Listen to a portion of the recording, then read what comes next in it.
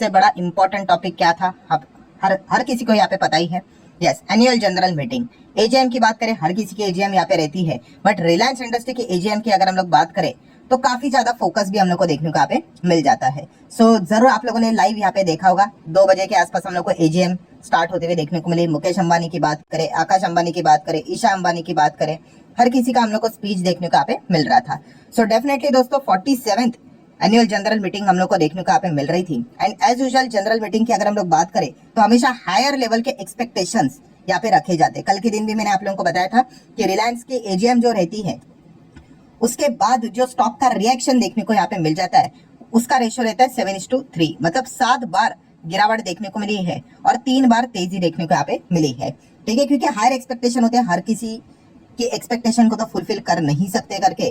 सो इसी चीज के चलते यहाँ पे आज के एजीएम के ऊपर भी फोकस था कि आज क्या होगा, कि गिरावट होगी या फिर तेजी होगी करके। एंड वही सारी चीजों को हम लोग कवर यहाँ पे करने वाले हैं। आपको पता भी है कल के दिन मैंने जैसे आपको बताया था कि 5 ऐसे पॉइंट्स है जो कि एजीएम में सबसे ज्यादा फोकस में रखे जाएंगे। ठीक है, सो उससे रिलेटेड क्या खबर निकल के आई है उसको भी कवर करेंगे। एंड उसी के साथ साथ क्या कोई सरप्राइजेस भी थे जो कि हम कह सकते हैं कि आउट ऑफ द बॉक्स चीजें भी हम लोग को एजीएम में देखने को मिल जाती है। इसलिए तो रिलायंस की एजीएम काफी स्पेशल होती है। तो दोस्तों आपको बताना चाहूंगा, यस, आज के एजीएम की अगर हम लोग बात करें काफी सारे आउट ऑफ द बॉक्स हम लोग को पॉइंट्स देखने को यहाँ पे मिले हैं।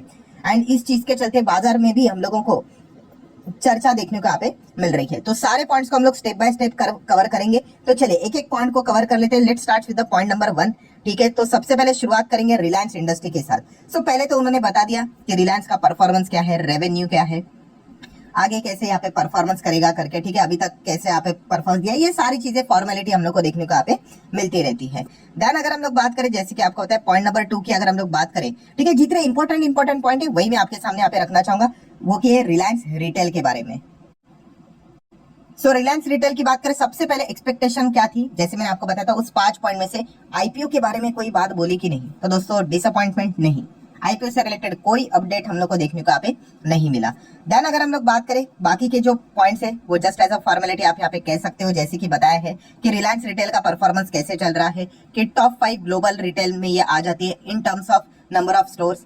अगर मार्केट कैपिटलाइजेशन की बात करें तो टॉप 10 रिटेल कंपनीज में हम लोग को देखने को मिल जाती है। नंबर ऑफ एम्प्लॉयज की बात करें तो टॉप 20 में आ जाती है। ठीक है, रेवेन्यू के टर्म में बात करें तो टॉप 30 में आ जाती है। तो ये बेसिक इन्फॉर्मेशन उन्होंने यहाँ पे दी है।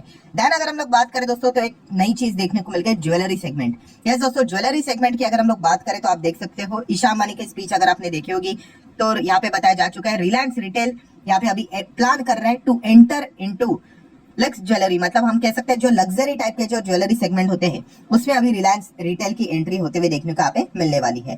तो एक नई खबर हम लोग को इस वक्त की देखने को यहाँ पे मिल चुकी है, तो इसको आप जरूर नोट करके चल सकते हो। देन दोस्तों आ जाते हैं पॉइंट नंबर 3 की ओर। सो ये किससे रिलेटेड है, तो रिलायंस का एक और इंपॉर्टेंट बिजनेस जियो।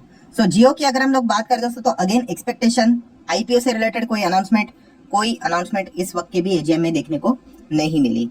सो ये एक डिसअपॉइंटमेंट वाला फैक्टर जरूर है।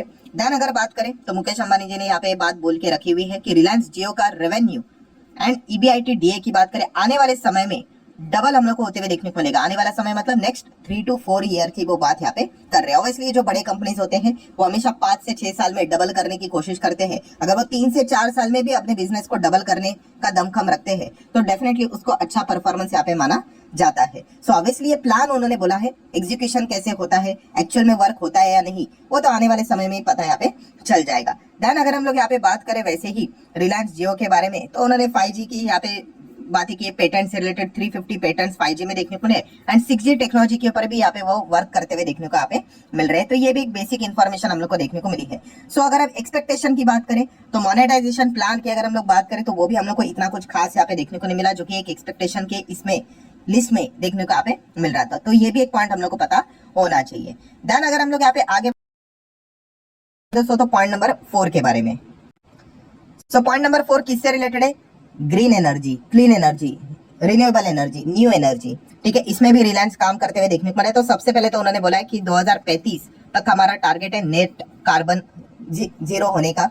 ठीक है, तो ये पॉइंट उन्होंने फिलहाल तो बोल के रखा हुआ है। देन अगर हम लोग बात करें तो उन्होंने यहाँ पे बोला है कि रिलायंस का विजन है एंड मिशन भी है, ठीक है, कि आने वाले समय में इंडिया को ग्लोबल लीडर बनाना है इन green and clean energy. And इससे रिलेटेड रिलायंस एनर्जी क्या करेगा, फ्यूचर में जितना हो सके पॉजिटिवली स्टेप यहाँ पे उठाएगा। तो ये पॉइंट फिलहाल तो उन्होंने बोल के रखा हुआ है। एंड इसी चीज के चलते 75,000 करोड़ का जो इन्वेस्टमेंट का जो प्लान है, ठीक है, इकोसिस्टम की अगर हम लोग बात करें तो इसको डेवलप करने से रिलेटेड वो फुल्ली कमिटेड है। तो ये पॉइंट उन्होंने बोल के रखा है, मतलब कोई नया फ्रेश इन्वेस्टमेंट की भी बात हम लोग को फिलहाल तो इसमें देखने को नहीं मिली। जो पुराना 75,000 करोड़ की कैपेक्स की बात है उन्होंने यहाँ पे की थी, वही हम लोग को कंटिन्यू होते हुए देखने को यहाँ पे मिली है। तो ये भी पॉइंट देखने को मिल चुका है। देन अगर हम लोग बात करें पॉइंट नंबर 5 की, तो ये किससे रिलेटेड है दोस्तों, तो यहाँ पे वो था सक्सेशन प्लानिंग, मतलब ये एक्सपेक्टेशन की अगर हम लोग बात करें तो दोस्तों एक्सपेक्टेशन की बात करें तो एज सच हम लोग को इससे रिलेटेड भी कोई खास डिटेल इस एजीएम में भी देखने को यहाँ पे नहीं मिली। सो ये थे 5 पॉइंट्स की अगर हम लोग यहाँ पे बात करें क्या एक्सपेक्टेशन थी क्या नहीं थी,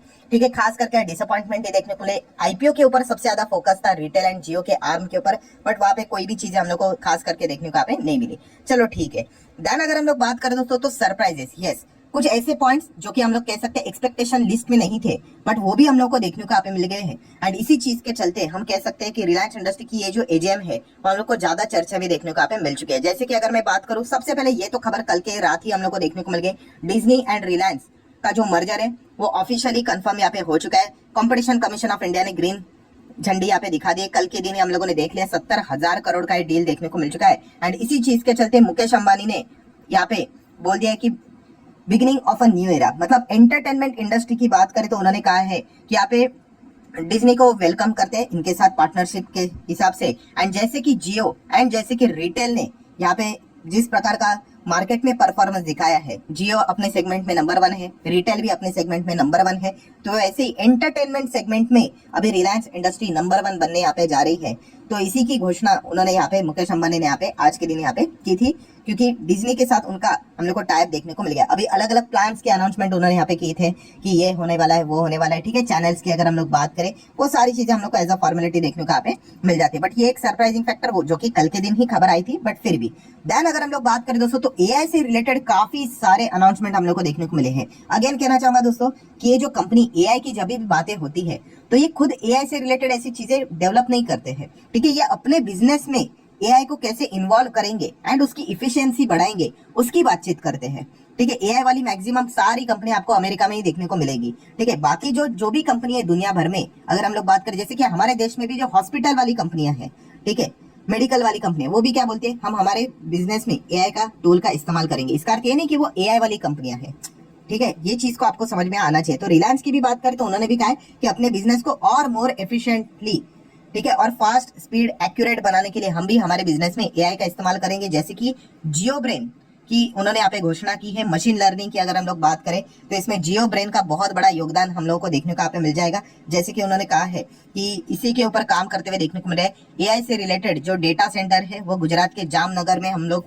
स्टैब्लिश करते हुए देखने को यहाँ पे मिल रहे हैं। देन जियो ब्रेन की अगर हम लोग यहाँ पे बात करें तो एंटायर एआई लाइफ साइकिल जो हम लोग को देखने को यहाँ पे मिलने वाली है, इसके ऊपर वो फोकस करते हुए देखने को यहाँ पे मिलने वाले हैं। तो जैसे कि आपको बताया कि उन्होंने कहा है कि ये एआई से रिलेटेड जितना हो सके चीजों को अडॉप्ट करने की कोशिश करेंगे, ठीक है। फास्ट डिसीजन लेने में इसमें मदद यहाँ पे होगी, प्रेडिक्शन एक्यूरेट यहाँ पे हो जाएंगे, कस्टमर को एग्जैक्टली क्या चाहिए इसकी बेटर अंडरस्टैंडिंग मिलेगी इन सारी चीजों को अप्लाई करके, ठीक है। तो इसीलिए यहाँ पे देखा गया तो कंपनी के ओवरऑल बिजनेस की जो ग्रोथ रहेगी जियो ब्रेन के चलते वो काफी इफिशिएंट यहाँ पे रहेगी। ये सारे पॉइंट्स उन्होंने फिलहाल तो सामने यहाँ पे रखे हुए हैं। देन अगर हम लोग बात करें जियो क्लाउड का भी उन्होंने यहाँ पे अनाउंसमेंट कर दिया, जो कि एक नई चीज हम लोग को देखने को मिल गई। जहाँ पे आप देखो क्या क्या बातें यहाँ पे बोली गई है कि सबसे पहले आप लोगों को यहाँ पे 100 GB फ्री स्टोरेज का अनाउंसमेंट उन्होंने यहाँ पे किया है। जियो क्लाउड मतलब जियो का एआई क्लाउड, ठीक है। जैसे कि अगर जीमेल की बात करें, जीमेल भी क्या है, क्लाउड ही तो है। देन गूगल ड्राइव आप लोगों ने देखा होगा, ठीक है। आप क्या कर सकते हो, अपने डेटा को स्टोर कर सकते हो। हाँ, एक लिमिट तक आप डेटा को स्टोर कर सकते हो फ्री ऑफ कॉस्ट। उसके ऊपर अगर आप जाओगे तो आपको चार्जेस देने पड़ेंगे। तो ये भी जियो ने फिलहाल तो यहाँ पे लॉन्च करके यहाँ पे रखा हुआ है। देन अगर हम लोग यहाँ पे बात करेंगे ज्वेलरी सेगमेंट मैंने ऑलरेडी कवर कर दिया, ठीक है। यहाँ पे वो एंटर करने की कोशिश करेंगे।